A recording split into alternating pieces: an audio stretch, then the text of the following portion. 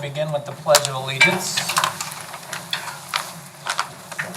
I pledge allegiance to the flag of the United States of America and to the republic for which it stands, one nation, under God, indivisible, with liberty and justice for all.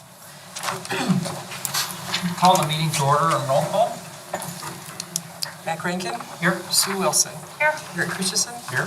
Ed Metzger? Here. Rob Keller? Here. Tim Mills, I know isn't coming. Ryan will be here about 6, he thought. Okay, so we do have a quorum.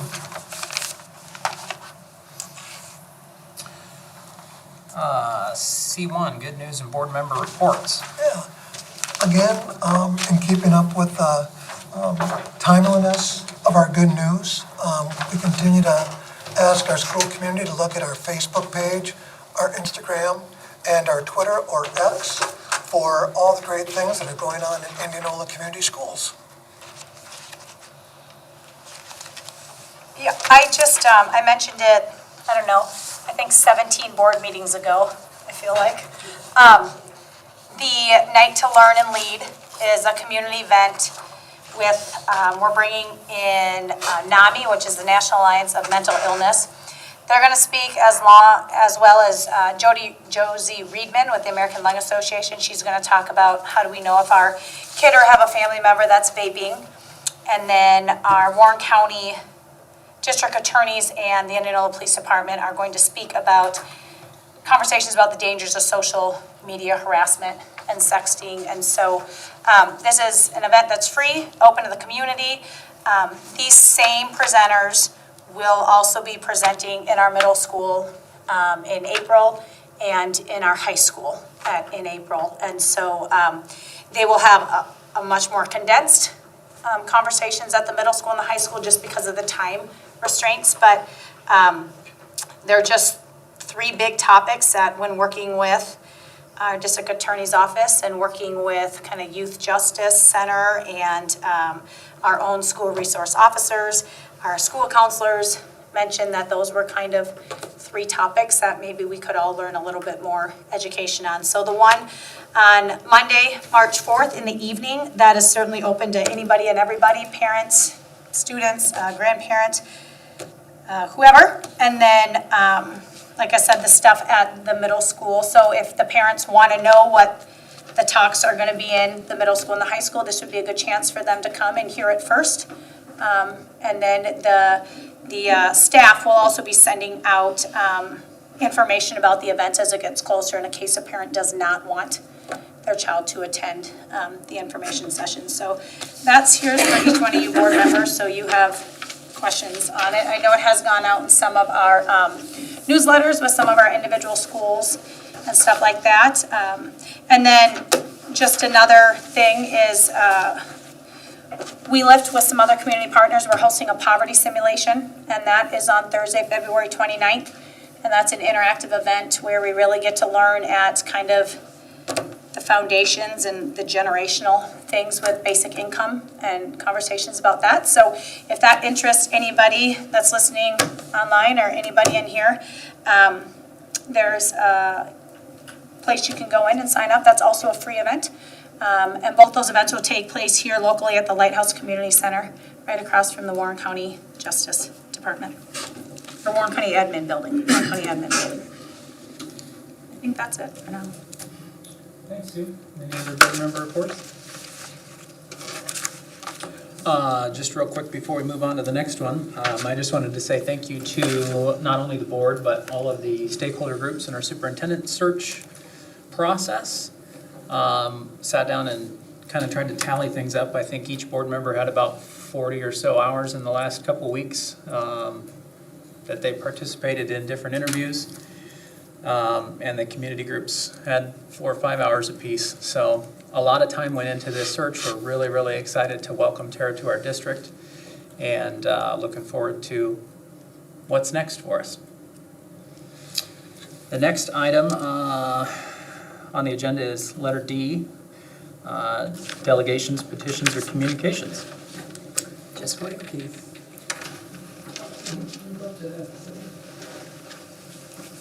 I think the microphone, so you get. Thank you. Hello, my name is Jessica, and I'm the Representation Director for Great Plains Action Society, Iowa's only entirely indigenous grassroots nonprofit. One of the many issues we address is the use of Native mascots across Iowa. I'm not here to argue the rightness or wrongness of Native mascots. It's long been established that Native mascots are harmful. They damage the dignity and self-esteem of Native students and instill or reinforce Native stereotypical views in non-Native students. While you might be tempted to point to the views of the Native American Guardian Association that Native mascots honor Native people and that it's okay because no one is running around in an Indian costume, such an appeal to authority doesn't work. While you have one Native organization saying it's an honor acceptable, you have another Native organization, the one I work with, saying it's harmful. You also have the Meskwaki Nation here in Iowa, the Ponca Tribe in Nebraska, the United Nation, the Iowa Department of Human Rights, National Congress of American Indians, the American Indian Council, the American Psychological Association, the American Medical Association, the American Sociological Association, the Linguistic Society of America, and so many more tribal and professional organizations that oppose the use of Native mascots. The opinion of NAGA is meaningless when weighed against decades of research and dozens of experts who affirm that Native mascot use is harmful. But I'm not here to rehash the mascot debate. This issue has been settled. These mascots cause harm. I'm here to specifically request that you hold off on using the Indians' name and imagery in the new school you're building, at the very least until public discussion can be held. There's no reason that construction cannot begin while waiting to plaster the Indians' logo on the walls and signage. I understand that if you get a jump start on the branding of the Indians' logo, it could make for a financial disincentive to change the name. But rather than preventing future efforts to change the name, all this will do is create an unnecessary financial burden for your district when the inevitable change occurs. On a national level, more and more states are enacting legislation to prohibit the use of Native mascots. Oregon banned the use of Native mascots over a decade ago. More recently, the states of Maine, New York, Washington, Colorado, Nevada, California, Connecticut, Massachusetts, and New Hampshire have all passed laws limiting the use of Native mascots in some varying capacity. Here in Iowa, Marion, Mason City, and Comanche have moved away from their Native mascotry. It's uncertain how long it will take, but eventually the rest of Iowa will follow suit. The arc of the moral universe is long, but it bends towards justice. Before saddling future progress with the expense of rebranding, we strongly encourage that you hold off that aspect of construction until full consideration with transparency and public input can occur. Going forth concerning this mascot issue, it would be wonderful if the Indianola Community School District lived the core values it espouses. You recently had Native students testify to the pain it caused them to either have to wear uniforms with Indian imagery or to have to stand up from their teammates. The response given was essentially, well, you don't have to participate. Such a response is entirely devoid of compassion. There's no integrity in telling a student, or in treating a student in such a disrespectful manner. The fact that students can be treated so callously is evidence of the harm these mascots do. Please do better. As this issue is something that we've been dealing with for decades, I know that an immediate criticism to be levied is the fact that neither I nor anyone in my organization actually reside in Indianola. That's true, but irrelevant. We care about the students here, Native and non-Native alike. Our care and concern for students is not limited to geographical area or racial designation or political affiliation or anything else. Our care and concern for children is absolute. If you only care about children in close proximity to you, I ask you to reevaluate your values. Also, you brought NAGA into this. If you're going to take into consideration the opinion of a Colorado-based Native organization, then an Iowa-based Native organization should be given at least the same consideration. As a final note, just this morning I saw an advertisement for an Indianola wrestling t-shirt that featured a buffalo and the phrase, "Be the buffalo." I'm not sure what this indicates, but if you're making the change to the Indianola buffalo, I want to commend this decision. The American bison, or outside of scientific context, the buffalo, is a powerful creature and appropriate mascot. Such a change would put you among the leaders in the state of Iowa, modeling the excellence we should be striving for. Thank you for your time. Thank you, Jessica. Kyle?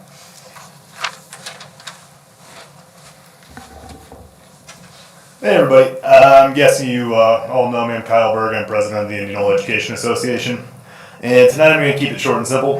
I'd like to know the reason behind why the board is contemplating either eliminating or reducing live streaming capacity to their open meetings. I would hope that the board would have the foresight to keep their operations as transparent to the public as possible. The district has been live streaming board meetings since November of 2019 with over 75 meetings, with few hiccups. I suggest you continue the practice as all the equipment is available. It is at an exceedingly limited cost to the district and allows for more participation of the public in the ongoings of their elected officials. However, if the board does decide to go ahead with limiting transparency to the public, I would like to make them aware of Iowa Code Chapter 21, Section 7. That does state the public may use cameras and recording devices for any open session meeting.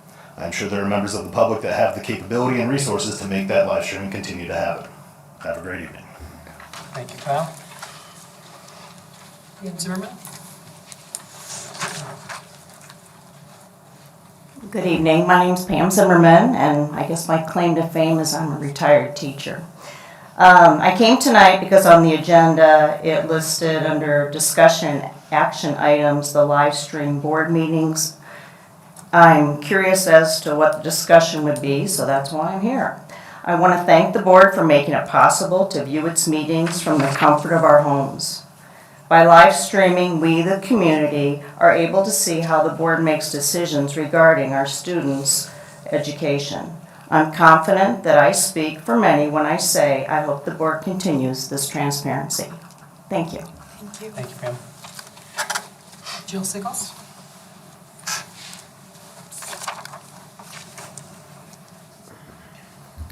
My name is Jill Sickles, and I have two topics for discussion that I'd like to bring up, please. One is the live streaming.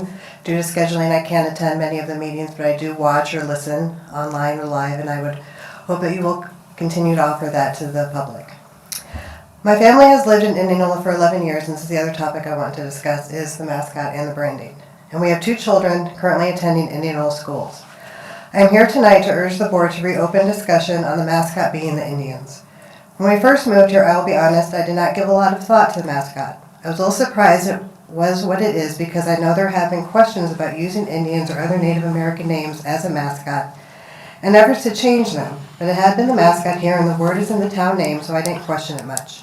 I remember some relatives from other states were surprised to learn it was still a mascot being used though. A few years ago, when it was questioned here though, and made the television stations and newspapers, I began to look into it more. I acknowledge I did not grow up here or attend school here, and am not a lifelong resident. It would be good to hear more from those residents who did and may oppose changing the mascot, but we need to have discussions and not just hope those who want to have a dialogue will go away if we just ignore the topic long enough, or maybe they'll get tired of asking about it, or we always find an excuse not to talk about it because the timing just isn't right or is too controversial. I did attend a school that has had 3 mascots though. It is a small district that had to consolidate with other neighboring districts, hence the mascot changes. We went from being the Hawks to being the Rebels to being the Tigers. When we were the Rebels in the 1990s, our school flag and shirts featured a cartoonish-looking man with a long mustache wearing a gray uniform that may have been interpreted as representing the uniforms the South wore in the Civil War, and he was carrying a sword. I look back now and wonder if that symbolism would be questioned. My point is, there were challenges to joining districts and changing mascots, and not everyone agreed on everything, but the community did it. Indianola has personally gone through a mascot change when Simpson changed their mascot. I did not live here during that process, but would again be interested in hearing and learning from people who were. Again, we have to have discussions though. In following news regarding the district and town, it is my understanding the population is not growing at a high rate and enrollment in the school district has declined slightly.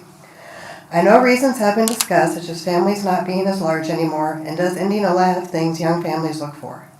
We want to be welcoming, and I ask if having a mascot that is controversial and upsetting to people who are of Native American descent is welcoming. The United States is becoming more diverse, and I question if having the mascot we have is welcoming to people not of Caucasian descent.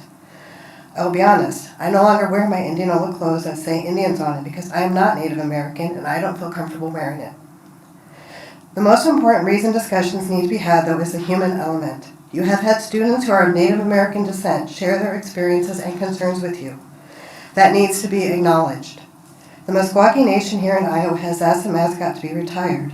Studies show the negative impact of using negative themed mascots on children of native descent and the negative stereotypes it may create for those not of native descent. This needs to be discussed. Changing the mascot or nickname would not erase all the past success the district has had. I think this is an opportune time to reopen discussions. We have a new superintendent coming on board, and we're remodeling the high school and hope to attract new families and students. In closing, I thank you for your time and service on the board, and again urge you to reopen discussions on this. Thank you. Thank you, Joe. Jan Vink. No, I'm not on this.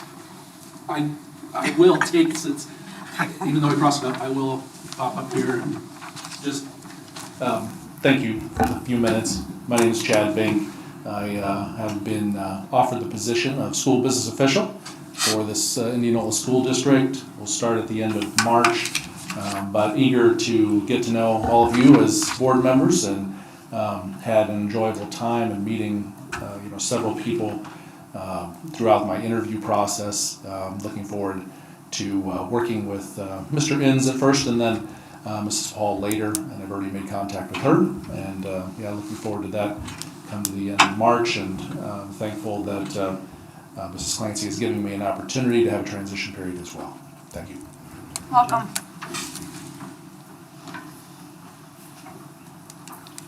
Anyone else that would like to speak this evening? All right.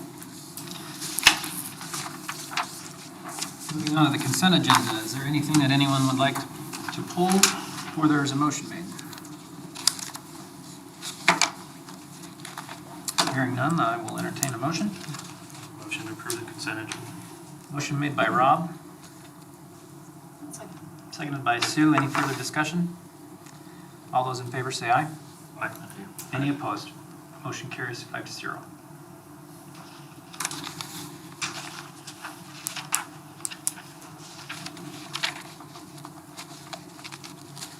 We do not have any presentations this evening. That takes us on to the live stream board meeting discussion. Well, I appreciate the comments that were made this evening. I do believe that as a district, we should continue the live streaming of our meetings.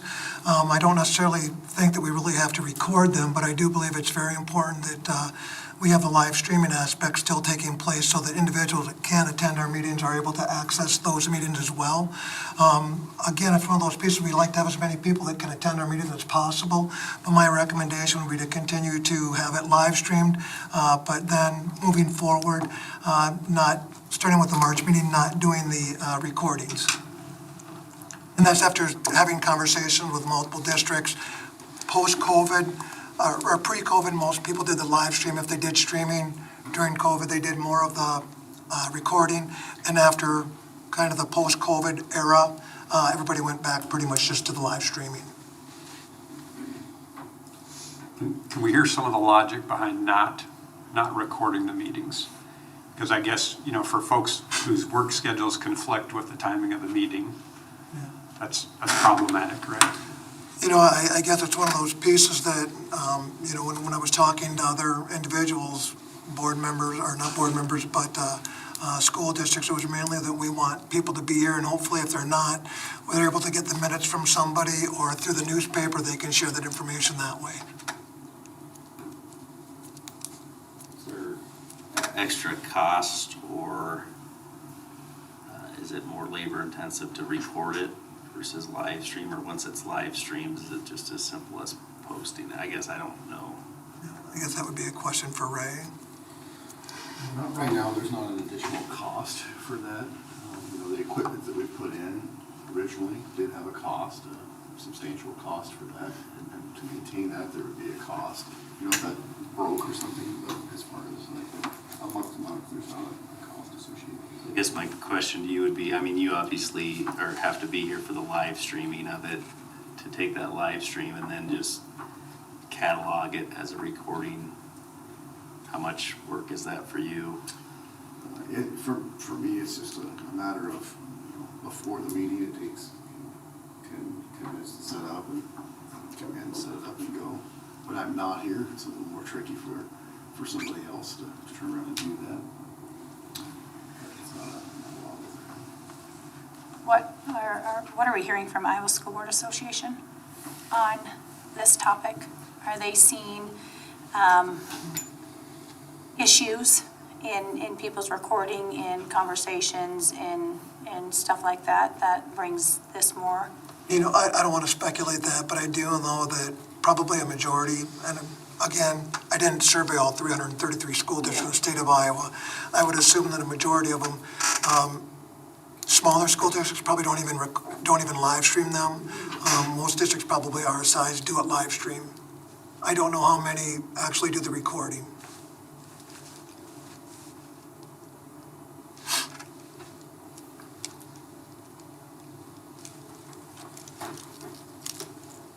Have we had any situations where people have come back to you after hearing a recording and taken things out of content, or have,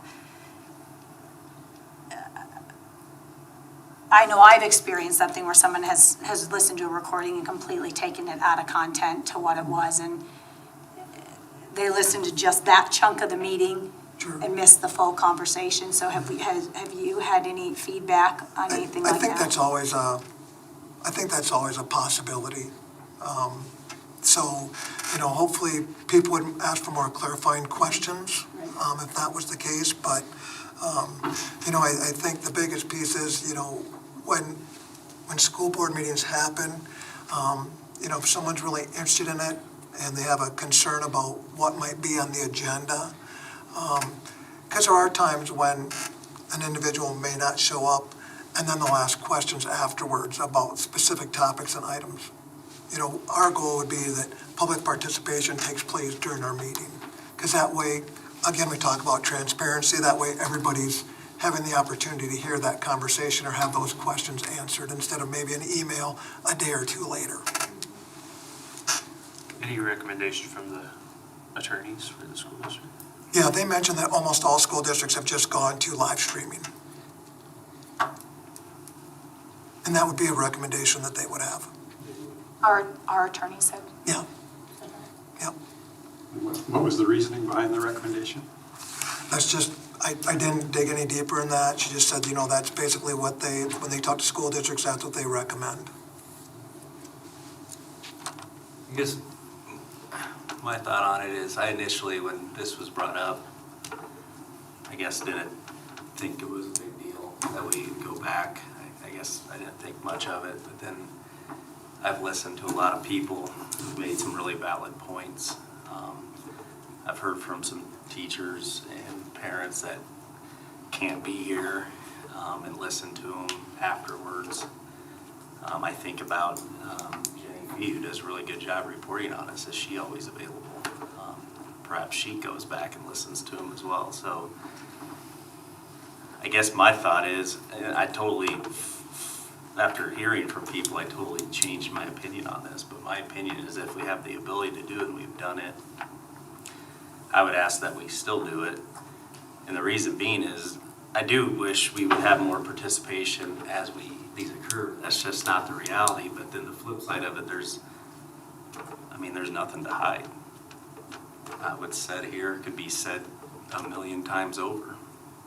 And so I guess I've personally changed my opinion on this after listening to people. I would ask that we just do what we've been doing for the last couple of years, would be my opinion.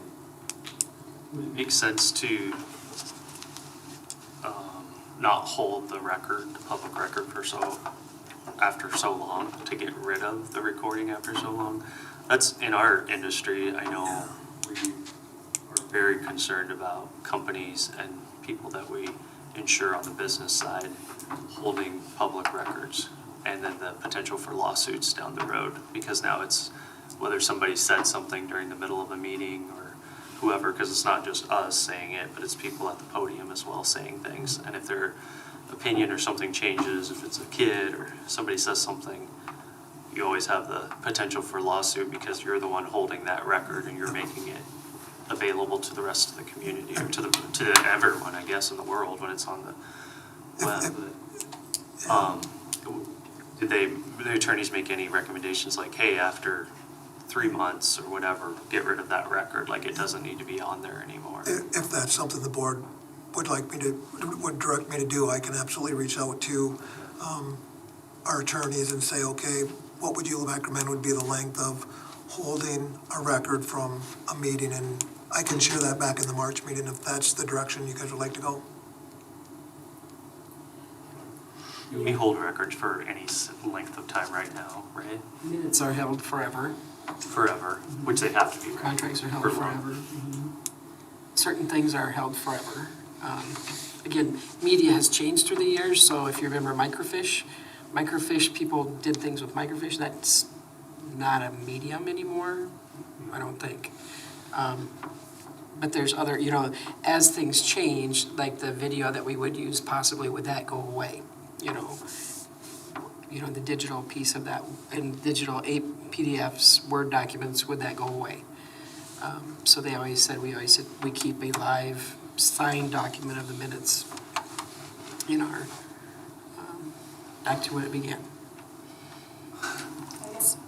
19, whatever, whatever. It makes me nervous if we're going to make a motion on something that our attorneys have advised us elsewise to protect our school district. So I guess I just need more information as to what the meanings behind, examples behind, why are we shifting that way when a lot of us are, is that possible? I can come up with Yeah, I can questions, check but with her more of and ask her reasons why that people have gone away from that.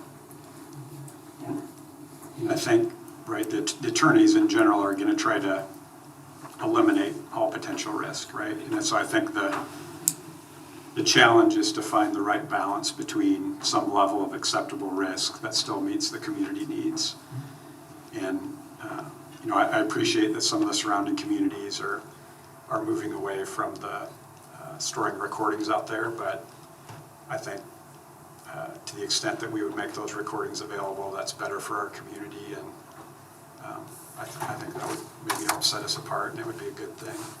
So maybe a happy middle ground is to have some sort of retention limit on the recordings, whether that's 1 year or whatever. So there is some limitation on the risk, but. Our other option would be to store the recordings internally instead of on YouTube, so that they could be requested and they're not searchable.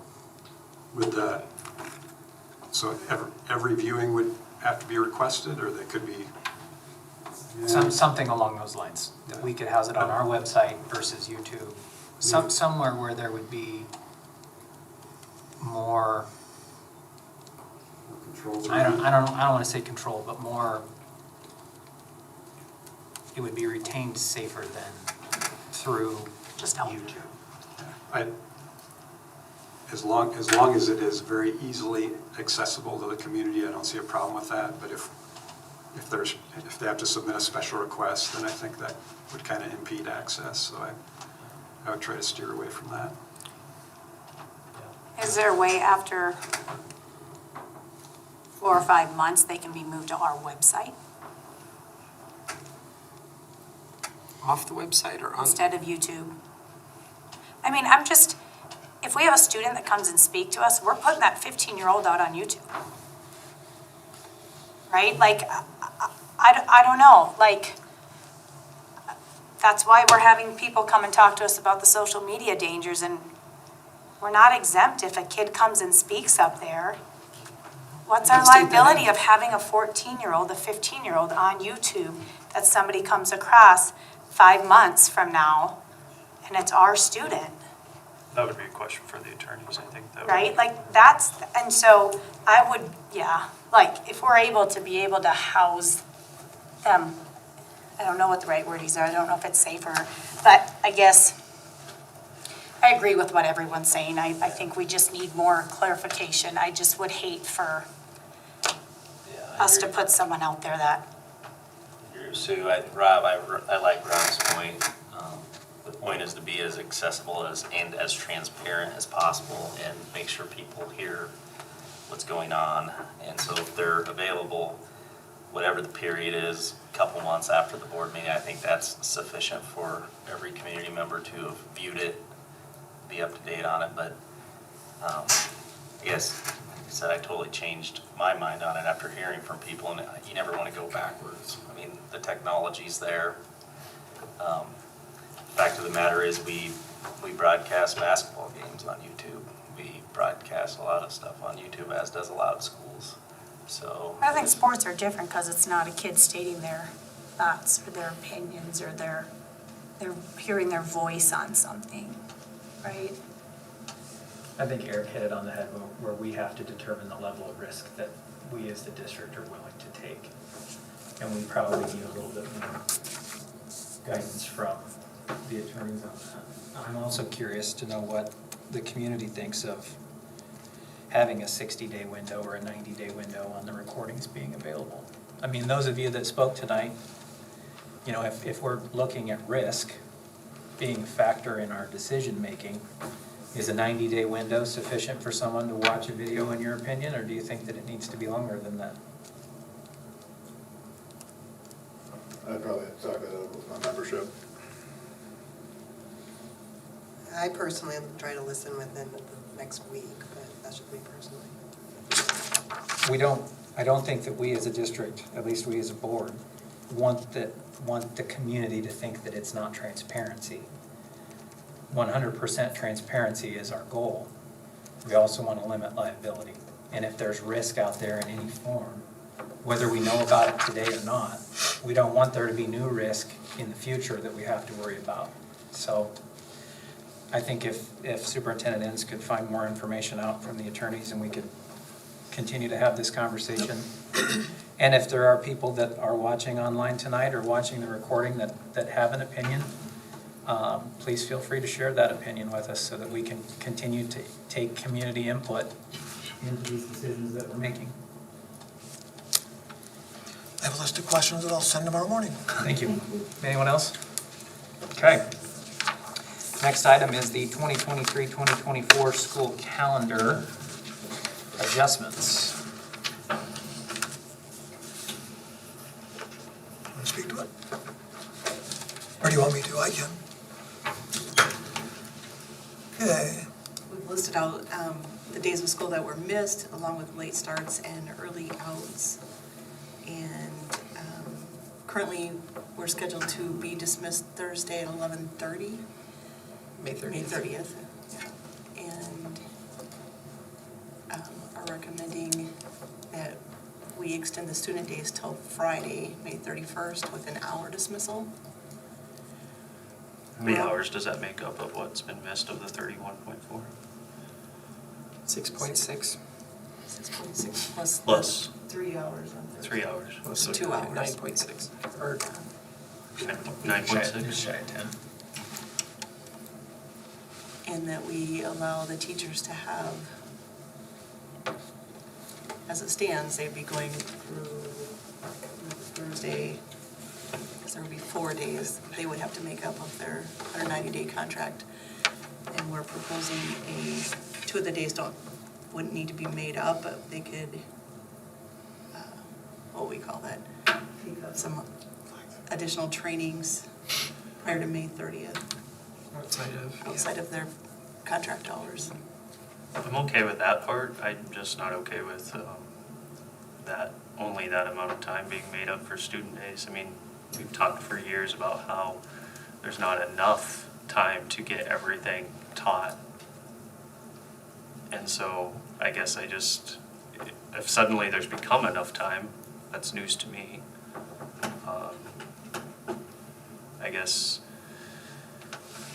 I mean, we already have 2 days of 180 that are used for conferences, so it's 178. I guess I just feel like our job is to educate our students here in town, and if we keep hearing all the time that there's not enough time to teach everything, I would hope that we would try to find ways to make enough time, either with hours or days, I guess.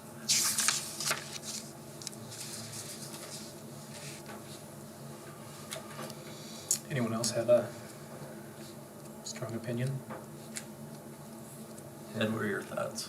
You know, I think it's always going to be a juggling act, especially in the Midwest, I'll say that, with time in which to get everything in compared to snow days, compared to learning opportunities at the end of the year.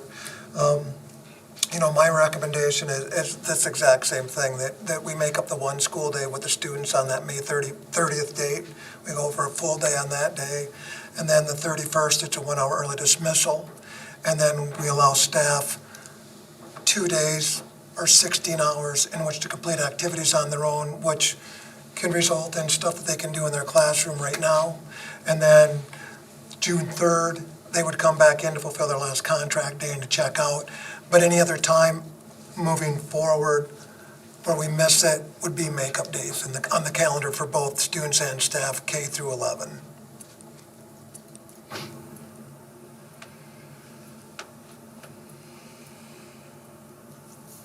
We do need to have a public hearing.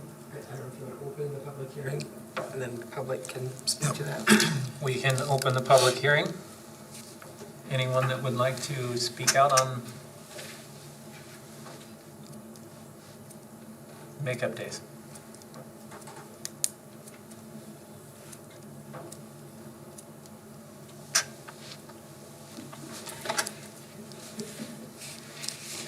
Motion to close the public hearing? You don't even have a motion. You just close it, yeah. So if we get another snow day, then we all go Yeah. extra. We'd have to come back and have another amended calendar in March. Mr. Arn, what, being curriculum director, and are you getting any feedback that with these snow days that the staff feels like where they should be in their lesson plans or their units, that they're not there because it was so heavy of missed time in January? I know the high school was kind of in the middle of the finals, so that was wonky for them, so maybe not a whole lot of construction time, but are you getting any feedback from elementary and middle school that? I didn't seek any input from teachers. Okay. So you're not feeling like they're already feeling squeezed for time to get through stuff that they missed? I guess I could speak. It's kind of somewhat of a difficult position because I don't think you would want a director of teaching and learning that didn't advocate for instruction. Right. I mean, just to say that that's kind of my world with it. But with that being said, I was a middle school principal for 21 years. I know the end of the school year can get a little bit different for some kids who are anxious about leaving for the summer. I think that what I've known is that the quality of instruction and activities during that time to keep kids engaged makes a huge difference. But we have to also recognize that over the last few years, going into school into June, somehow our mentality about that has changed. It used to be you could go into June a week and a half, and it was what you did. But that has changed for many people, that it needs to be cut off at the end of May. Some of the things I think about not only is instruction, and we know that some of the curriculum is structured for 180 days, sometimes more. And then teachers have to judiciously choose what they remove from their lessons. And that gets into a little bit of their autonomy. I don't do that for them, and there's no way I could. That's not my realm. But I do think about, too, feeding students. I think about associate pay for days that maybe they're not working. I think about the cost of what that is when teachers are working, but we don't have students here. You know, you're balancing that with work hours that maybe they're doing work that, whatever the plan might be, that typically they would do anyway. So there's so many variables that go into that. But no, I have not gone out and had conversations with teachers about what they think. I would think that too, as a teacher, even though you might get squeezed on curriculum, being out for summer is very enticing too. So I understand you do a great job of thinking of all those factors, and that's why you make your decision for what you feel is the best for our students. And our recent vision statement is that we wanted excellence. And if that is the decision to get us to excellence, whether it's now or if we have more snow days that then turns into instruction, I'm sure those are the things you're thinking about. I went to the Iowa School Performance website, .gov, I think it is, where it lists our school performance. And, you know, I feel like our elementary schools are making progress from where they were. I think the furthest you can go back is 2018 to 2023. I feel like they're making progress, but our middle school and high school has more work to do in that area and are not making progress right now. And that's where my concern is. Again, you know, we're not, some kids don't need those extra days, probably. Some kids will be just fine without them and stuff, but there's kids out there that probably need those extra days for a variety of reasons, like Ms. Strawn said, maybe food, safety, whatever, but also education. Again, I guess I just believe that's our top priority. Are there any days between now and the end of the year that we are slated to be off, that we could potentially make up days? Like the next Monday?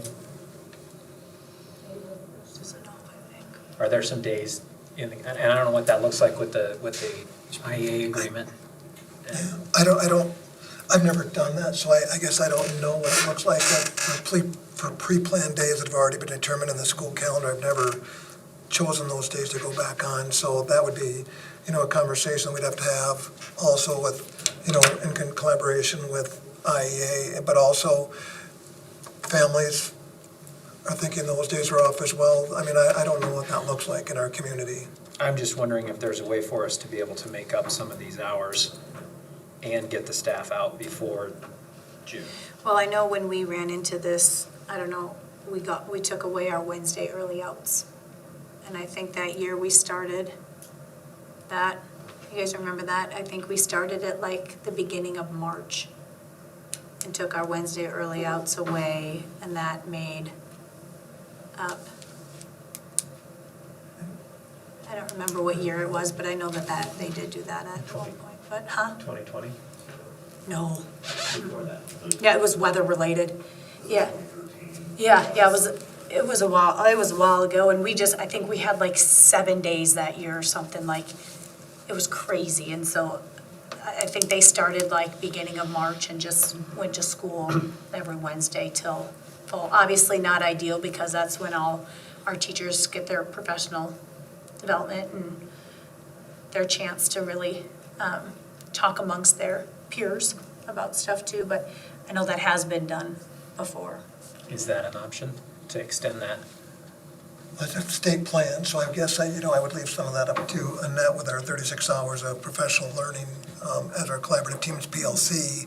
So I don't, we talked about those things in the past. And things could have changed in the state regulations since. Sacred, I would say. The 36 hours is for collaboration. It's not tied to professional learning or PD.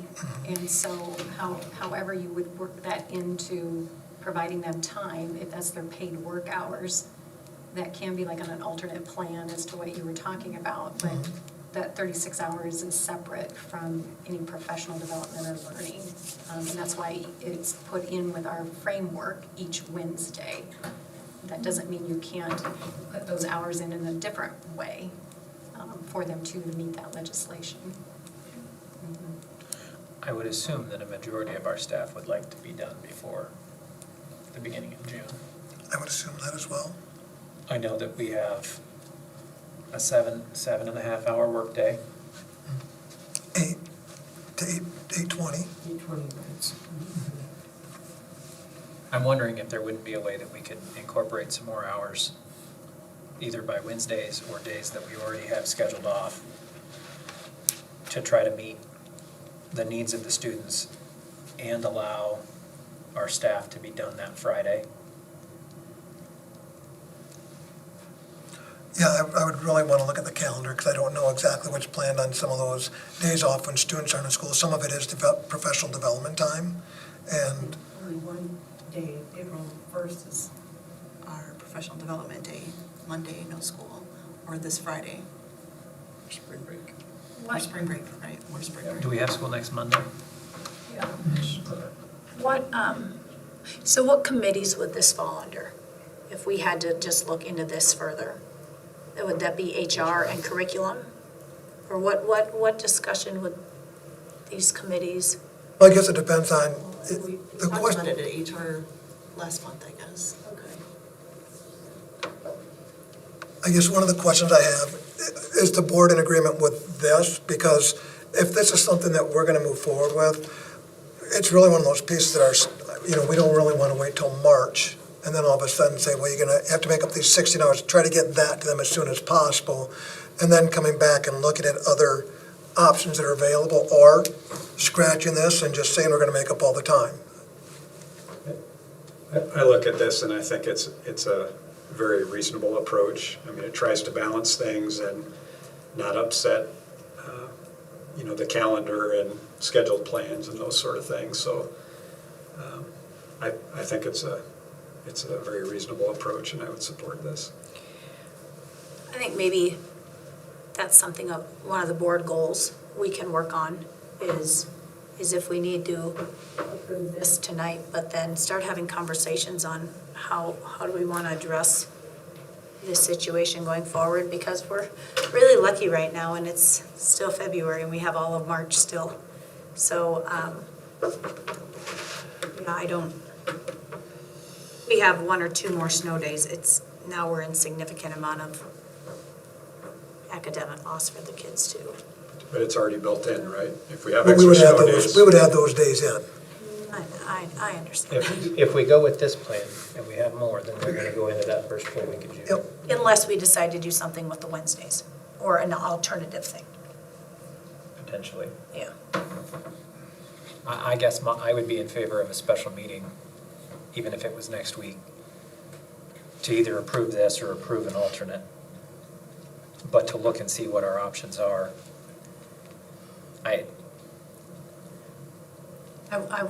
It'd be interesting to get Tim's take on this, just because of his. To get what? Tim's thoughts on it, just because he deals with personnel and HR and stuff in his career. We talked about this at HR. I value Ted's recommendation. I think he's, like Eric said, I think this is reasonable for where we're at, and if things change, then we go from there. But, I mean, at the end of the day, and I made this comment in HR, I don't get so, I realize the number, but at the end of the day, it's quality. So what is your, whatever your number is, look like? You can have 180 days, but if it's, I've never been fixated on the number of that. It's about quality instruction, which I think we deliver. We all know what the last couple days of school look like anyway. It's a celebration, as it should be. So, I would agree with Eric. It's a reasonable step. It's what our superintendent has recommended, and I would support it.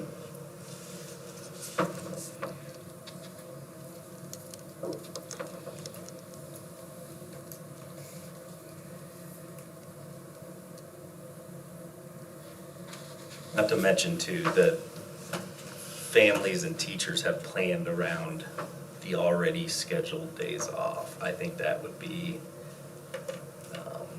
probably the option of last resort.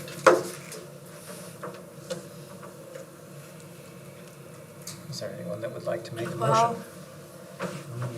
I think I actually would like to make a motion to see if we can't go into, do a little bit more research, whether that's a special meeting or not. And have conversations with the other people involved to see if we can't get, because that's still missing 20 hours of instruction, right? 21.5, if I'm reading this right. I can do that math. Look at that. I can do simple math. That would be my motion. I would like to get Tim and Ryan's input on it. I know they're not here tonight, but that's my motion. Sue's made a motion to table this for more discussion. Is there a second?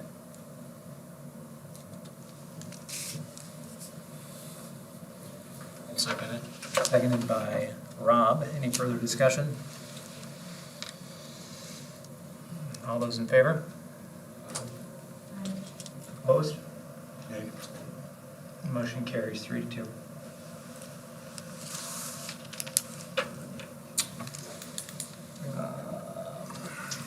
Next item is the school safety improvement grant quotes.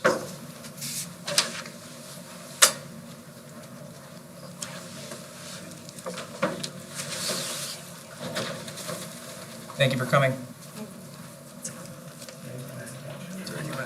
We'll talk to you later.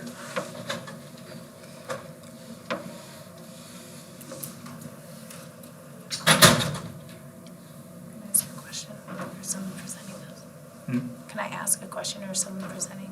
I think, Ray, are you presenting this? I can. I didn't know if you guys had questions on I it. just don't know what door ads are, and we must have already done work to Emerson and Irving in that aspect.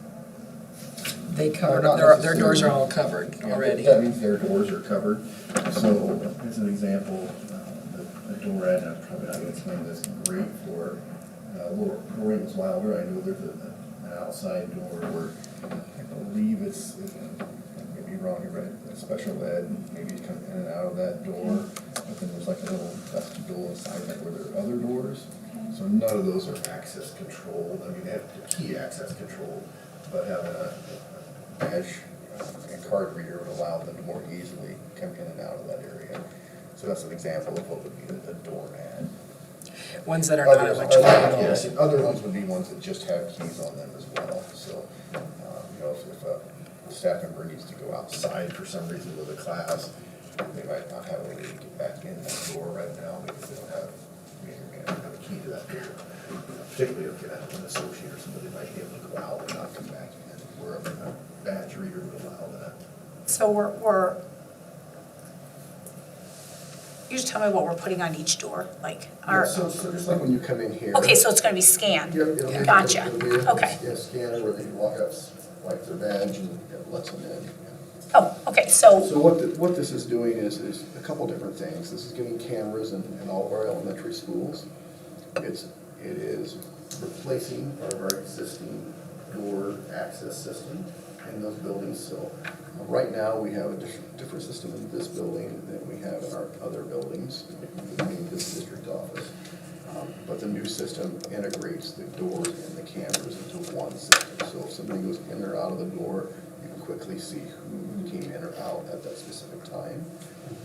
So there is some tight integration here as well. This is all of our buildings cambered up and all the same door access and add some additional doors that they don't have right now as card access. Where is the proposed 93,000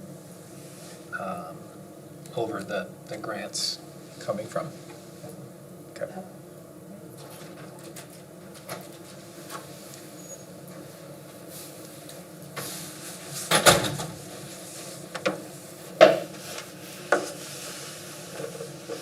is this a motion? Yes. Is it a motion per elementary? Just one. Per building or one? The phone. So, do I need certain verbiage or just make a motion that we approve each of these building quotes and the additional funding that's not covered by the bid or the communications innovator state bid grant or whatever? Motion made by Sue to approve. Second. Seconded by Rob. Any further discussion? All those in favor say aye. Aye. Any opposed? Motion carries 6-0. Next item is the school resource officer. I think this is a topic that could be tabled until next month, prior to having any discussion. I think it's probably important to we hope to have a meeting with Officer Hackett prior to this meeting tonight, but that was not able to happen because it was a talk about the workload and the need and the wants if that was there. So I was supposed to meet with Officer Hackett last Friday, but he got caught up in something else. So I think this is probably a conversation that we could have at the March meeting. And will this be the school resource officer that is currently in our elementary schools with the DARE program? What was that? Will this be the same school resource officer that's currently in our It elementaries? hasn't been determined what that would look like yet. So, okay, so we don't know what buildings will be covered under this second SRO or anything? Okay. No. Do we know what, I know the city passed this at the city council. Do we know what our share of that position is? It would be half-time, Right, so do we have a number or a monetary? roughly 65,000. Okay, okay. Is what we've been quoted, I guess. From the city? Yeah. Okay. So essentially, we'd end up paying for one superintendent, or one SRO. Yeah, and there is operational sharing, but it's two, so it's roughly $15,000. But again, we're not sure if that's for one school resource officer per district or for as many resource officers per district as you have, so. Okay, good take. Thank you for having that conversation with our Motion? Need a motion to table this. Motion to table. Motion by Rob. Seconded by Ryan. Any further discussion? All those in favor? Any opposed? Motion carries 6-0. Human Resources Committee meeting report.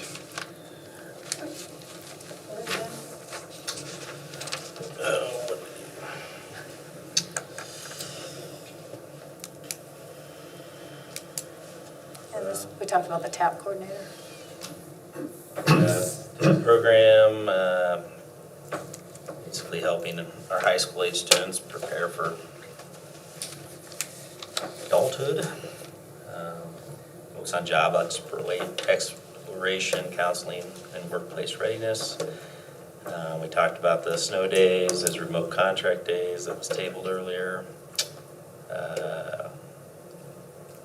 Talked about the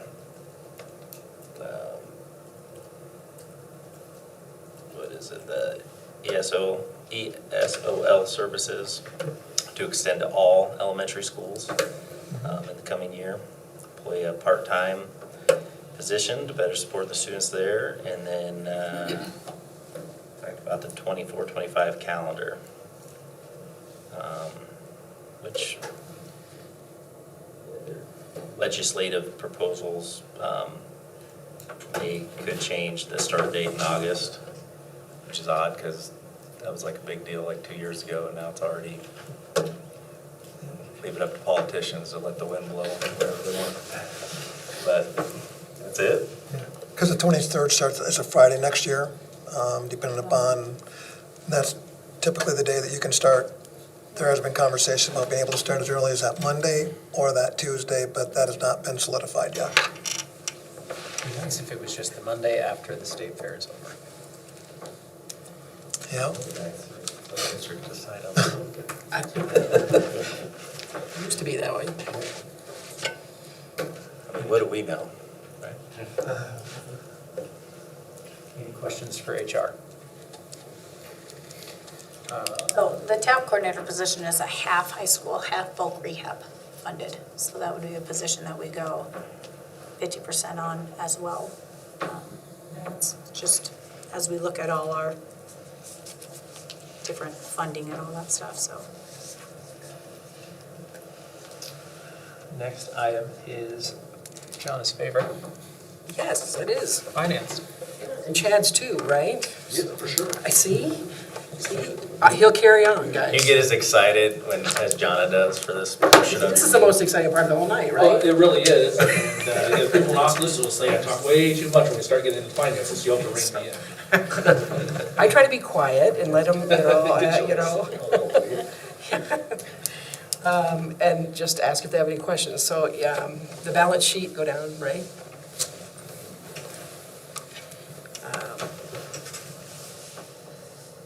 Again, general fund is very, very healthy. The shining star still is, I still focus on that self-insurance fund. We're almost to 3 million now. Funds that would have gone to an insurance company, so now that's just in our banks to help save for our staff specifically. Got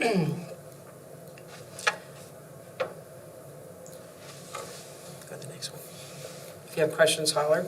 The next month, when we're talking about the certified budget comparison, comparing last year to this year, we're still tracking well, 28% last year compared to 20% now.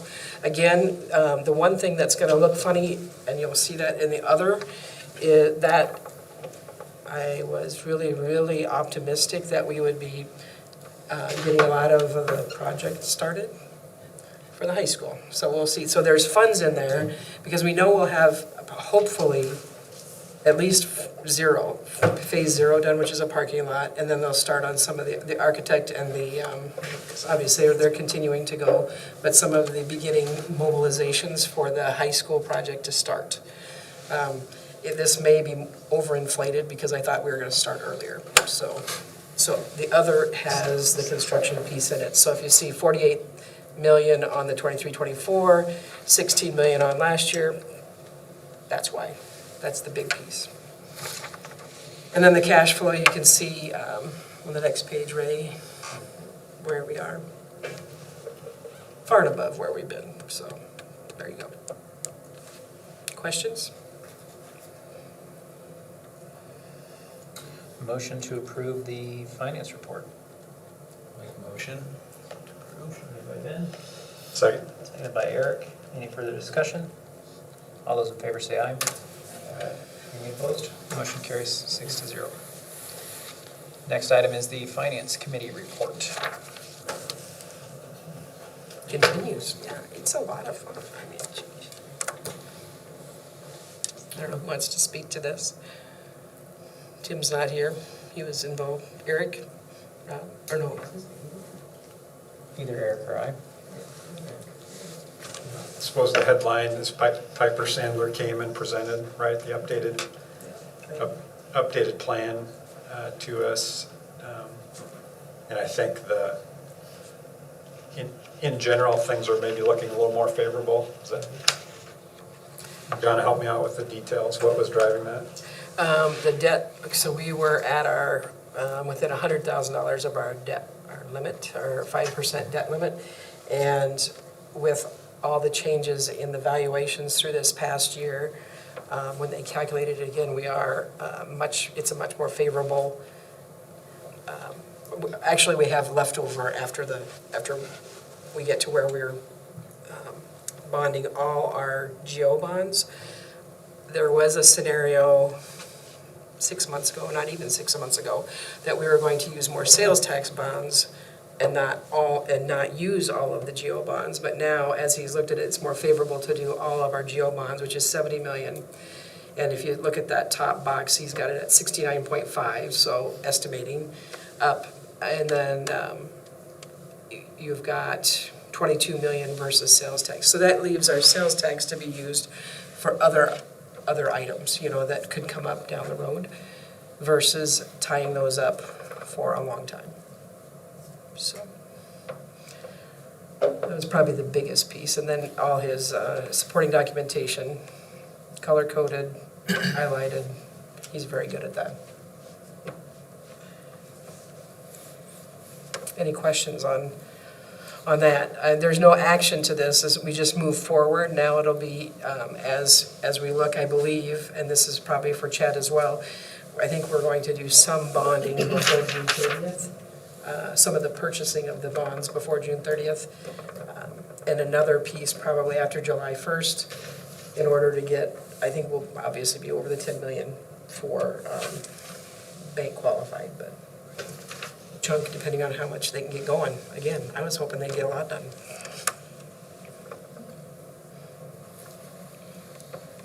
Next item is the Facilities Committee report. So we toured the new District Operations Center with Bernie. It's pretty cool. It's starting to look close to finish, hopefully in the next month or so, but it's a cool space. It feels huge inside. Like Ray is smiling ear to ear right now. He's going to have a ton of storage space for all of his toys and supplies, and has enough space to fit at one time 5 full buses in there, wash bays. It's going to be a pretty neat building. Our transportation department's always taken great pride in what they do, and I feel like they finally have a building to kind of represent and match the effort they put in. So it's pretty cool. It's kind of like it's a nice piece, this little campus area of all these buildings around. It's kind of the kickstart of what's to come with the high school. But it was cool. Very, very neat. Ray, you liking your space? You got? Yeah, I mean, our storage area upstairs is pretty nice. There's just a gigantic storage area above where the bays are that will have a lift to get like pallets full of computers or iPads or whatever up there, and it's huge. What's the dimensions on it? Do you know? It's huge. It's a big. It is absolutely huge. It looks really nice. I think it'll be a nice touch. Any questions for Ben? Next item is the conveyance of proposed gas regulator station easement to Mid-American Energy. We'll open the public hearing. We talked about this a little bit last month. So this is at the corner of 15th and East 2nd. Mid-American is just asking for easement to put in is it a valve? Regulator station, yeah, where it comes out of the ground. Above ground. Did have a conversation with the city, and they have plans for that intersection that may or may not happen at some point, but it shouldn't be an issue. Anyone from the public have anything they'd like to say in the public hearing? Okay, hearing none, we'll close the public hearing. There is not specific wording needed for this motion.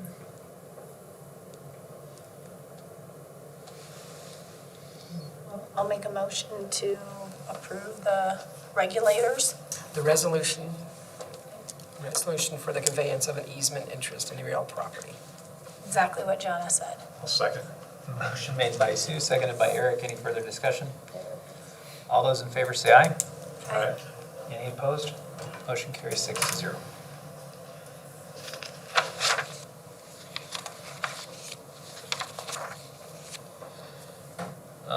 G5E is the IMU transformers for the high school project. So we have talked about this at different facilities meetings, if you guys recall, that the IMU, since they are a city municipality, or city municipal electric service, they can get the price, that we can go right with them versus going through a project, which would add a layer on top of that for cost. And working right with Mike Metcalf from IMU, they have to order these. There's a 2-year wait for these. And if they can get, that's what their estimated time is. They're thinking they can get it earlier than that. But for us to be able to move forward, Ted can only approve 50,000, so we need you guys to let us move forward with this so we can get the things ordered and high school have electricity. Make a motion to approve approval of IMU costs for the high school project electrical transformer equipment purchase and installation. Motion made by Ben, seconded by Eric. Any further discussion? So this money is already budgeted through our high school project. This is part of the project. It's already in there. All those in favor? Aye. Any opposed? Motion carries 6-0. Next item is the federal funds ESSER 3 transfer resolution. The most important part of this is that italics area, that we have now used all our ESSER funds, and we move forward. You're welcome. Yeah. So here, we just need that last piece, that 58,000 that goes to childcare as part of the ESSER resolution that we need to transfer forward.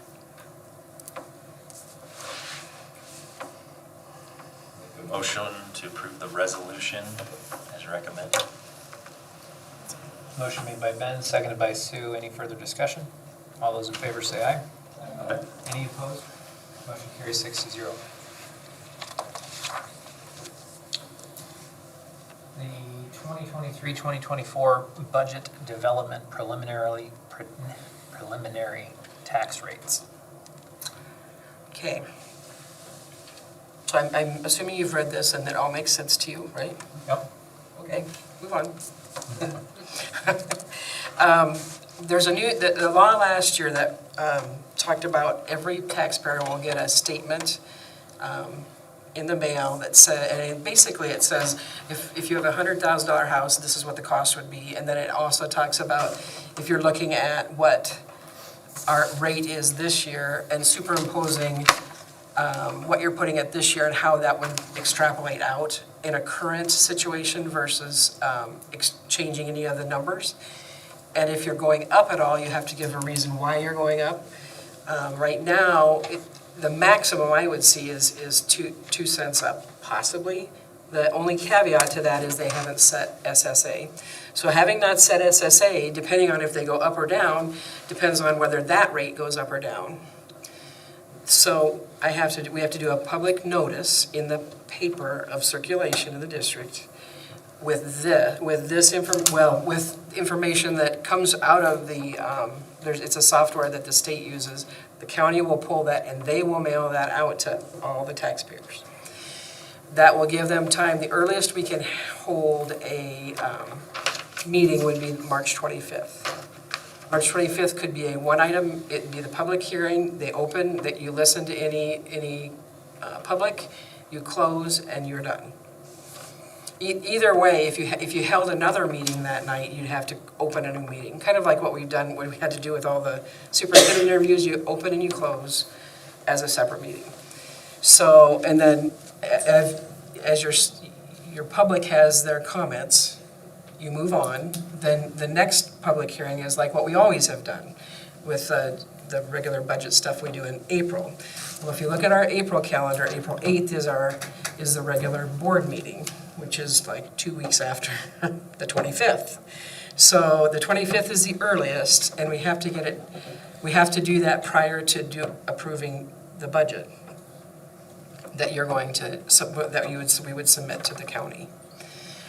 So I kind of proposed, if you saw in the calendar, that does the 25th work as an effort to get, because we have to get it to the paper as well, because you have to do 10 to 20 days. So having a Tuesday-only paper makes it very difficult and timely to get things processed. So I just need to be out of here on that day by 5:15.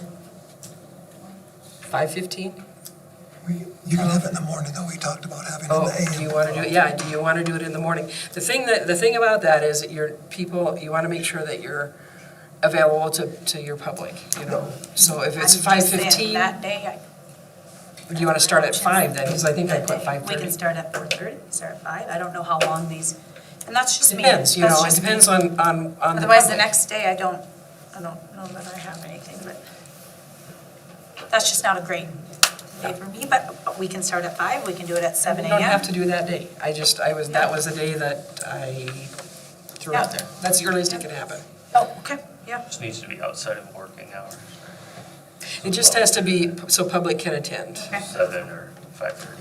We could do 7 in the morning, you could do 7 at night, you could do, 5, if you did 5, Real quick though, I'm just trying to understand, like, how did we get to the 17.94628? I understand how we got to it, I guess. I'm trying to understand, like, if valuations went up and we're bringing more money in from the taxpayer, why do we need to take the tax levy rate up, if at all? Right. Well, and this is a first blush. Because if SSA comes in, I was trying to buffer that, but it could go down. I mean, it could go down as well. It was more of this, you have to start somewhere. Right. So I started with 2 cents up. 2 cents up. So it's just 2 cents. And we should have SSA before. We should. They're already outside their law. I think they already are past their 30 days. What if it's after?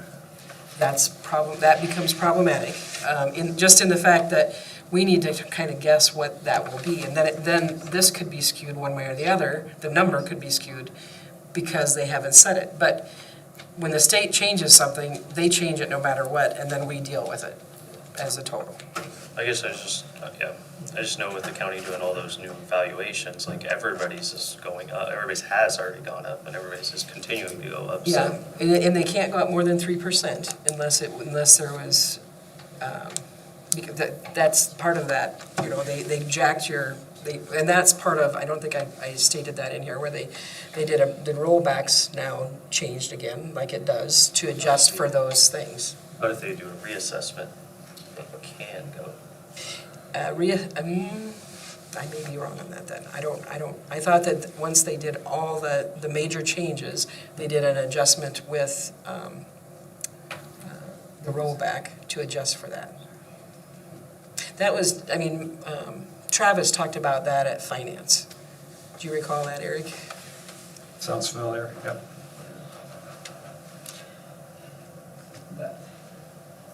I guess we just need to, If that day works for everybody, that's okay too, if we want to move it to 5. There's no we're not approving anything, it's just. it is truly a public hearing, but again, I have to get it posted. So if that day works for everyone else? We just have to have a quorum. Yeah. Otherwise, Tuesday, the next day works fine for me. So whatever y'all want to do.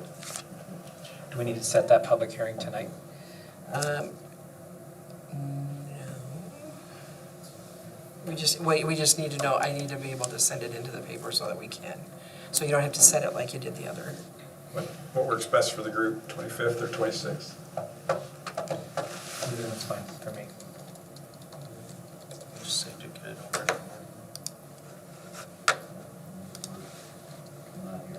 As long as it's. Sure, you guys will figure it out. You're not here. I said if I'm not here, Oh. I'm sure you guys will figure it out. Either way works. Either's fine.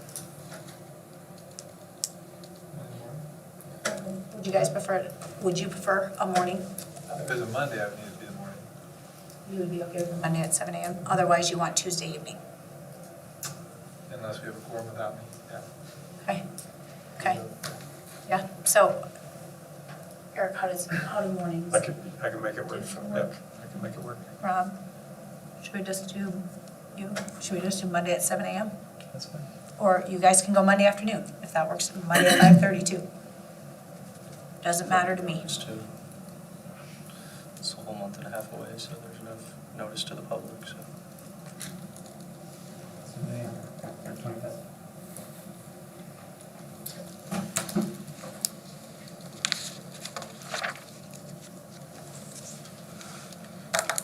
Ryan, you want to give the policy committee report?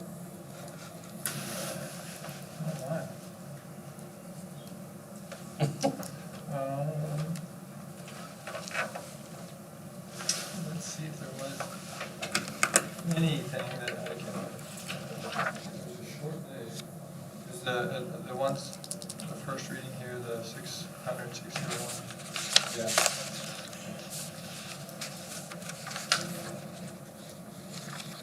As you read through, remember everything that's stricken and read has been the suggestion coming from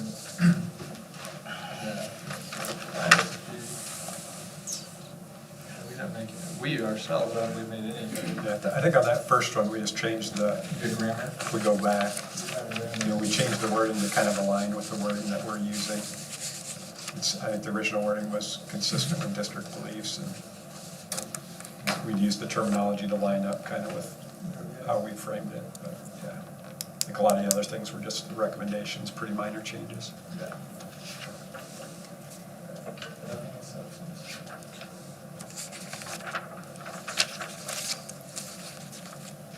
I have a few questions. Do you need to make a motion before we have discussion? You're in the board meeting, the committee meeting right now. So we're good. And then you can go on to the other one after this. Onto the approvals. Okay, I'm just looking under the student conduct, so code 503.1. What page are you on? 90. And this, I guess it's more of a discussion that this board has had for a while, but nothing, we haven't really put anything in, but I think we need to consider, and this is probably down the road in some committees, but I think we need to consider working with our administrators and Mr. Inns on this in-school suspension and out-of-school suspension. As far as, do we want to implement like courses or some sort of education along the side of, what, if it is substance abuse that has them in school or out of school suspension, or if it's, vaping, I guess, is substance abuse, or behavior. There's a lot of schools out there doing a lot on restorative justice programs and a lot on embracing the students from a teach point instead of just out of school suspension and then come right back, right? Because we know depending on what they're getting out of school suspension for, we're just putting them back into, it could be a house where there is nobody, right? So if they're struggling with the vaping or the substance abuse, we're putting them in a they're just going away for a couple of days, and is that truly the best way to deal with it? And maybe some of the cases, very much that is the best way to deal with it. But I think in some instance, we really need to start having conversations towards this. How do we get more education? How do we get more courses into our school system as a part of their learning process, as a part of when they get time out of school suspension or in school suspension, that on the back side of that, there is some requirement of education depending on what they received misconduct for. Does that make sense? So I can help put together what the other schools are doing, but there's a lot of specialists in this area that are grant funded, that they are specifically, they're grant funded through the state to work in Warren County schools. And they're begging to get in here. And I don't know why we haven't explored this. The programs that they have for years and years in some of our other Warren County schools, using these free resources. These are all free programs. And so it may not be the conversation right into policies, it may be conversation for handbook, but I think as a board, we need to start thinking big picture. And when we talked with all of our candidates about what we want our graduates to look like, we talked a lot about the holistic person, right? And so all of us make mistakes, our kids make mistakes, but what are we doing to really help them walk through it and then get them on the other side of it so they don't go back to that area? And so, I know these policies are just, they go home and then they come back when they're ready, or whenever the policy says. I think we need to really start having a conversation about it, and I don't know if it's creating a committee with our administrators and some of these programs. I don't know how to proceed with this, but I think that I talk with Officer Hackett a lot, and out-of-school suspension is not the way a lot of schools are going right now for the majority of the chunk of discipline. A lot of them are implementing these restorative learning and this restorative justice stuff. So, I don't know if we talk to Warren County District Attorney's Office, just get some people talking about what do we want the message to be sent to our students with misconduct. Knowing each situation is very different, but I just think we need to help these parents along when the kids are struggling, and we've got people here to do it for us. So to look into that. I don't know how to move that conversation forward. I don't know, but I think it's time we start. Yeah. I think these are still good policies to implement at this time. Absolutely, yes, absolutely. This is, yes, I totally agree with it. It was just one of those reading it again. And like I said, maybe it's more of a handbook conversation, but just kind of to put it in all of our minds here as to we want the holistic student to come up through education and well-being and behavior modification, and is all part of that, so. I don't know where that fits in. I don't know if we create another committee to help guide some of these conversations, if Mr. Enns gets with some of the, I don't know, but something to think about as we move forward. Anything to add, Ryan, to your report? Any other questions for Ryan on the policies? Entertain a motion to approve the second reading of the listed and first reading of the 600 and 700 series that are listed. So moved. Motion made by Eric. Second. Seconded by Rob. Any further discussion? All those in favor say aye. Aye. Any opposed? Motion carries 6-0. We have the board calendar in front of you.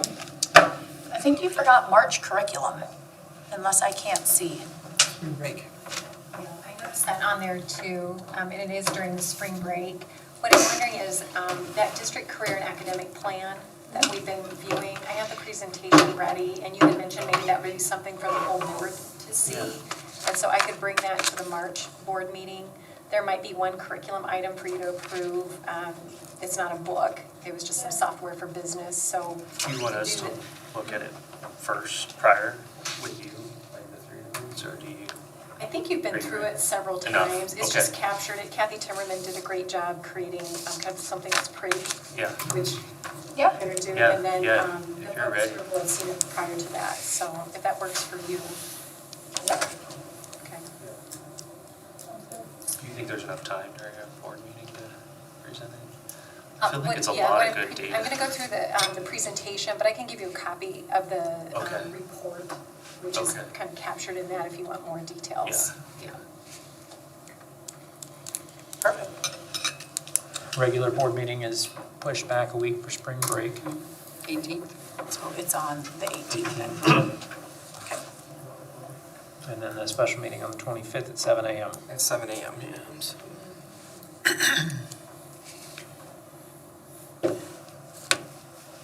Any questions, comments, concerns on the calendar? Start of the next agenda is also in your packet, and that concludes our evening. Unless there's any other business that anyone would like to bring. So I'd like us to consider an additional agenda item. I think, we heard in today's meeting, we've heard in the last several meetings, a lot of comments and concerns about the mascot. So I guess I'd like us to consider a work session to discuss the pros and cons of changing the mascot.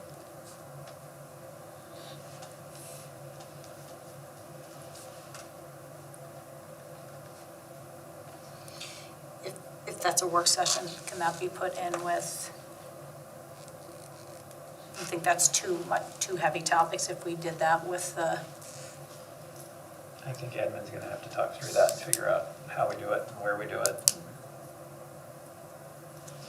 What that all looks like. do we want to set a date for the special meeting to come back and discuss snow day? Or no? That's up to, What was that question? special meeting for the table calendar. Do you want to email something out, or do you want to try to pick a date? First of all, I gotta figure out what it's gonna look like. There's a lot of people that are involved, and it's not something that's gonna happen overnight. So it might take a couple weeks in which to get that calendar organized. This is totally my fault. Is it too late, to approve the 16 hours for their remote learning? Was that an all or nothing, motion? I mean, it was tabled, so yeah, it's, So we should have separated them. Could you have separated that with how that was worded? well, we had talked about that, approving that, and then having a discussion about where the other things would come from, but the board said to table the whole thing, so. That's my fault. I should have separated that. We're like 2 for 2 last couple board meetings. Make a motion to untable. Seriously. I don't think you can do that. Okay, anything else? Motion made by Ryan to adjourn. Seconded by? Second. Rob, all those in favor? Aye. Everyone, all those in favor say aye. Motion carries 6-0. Have a good night.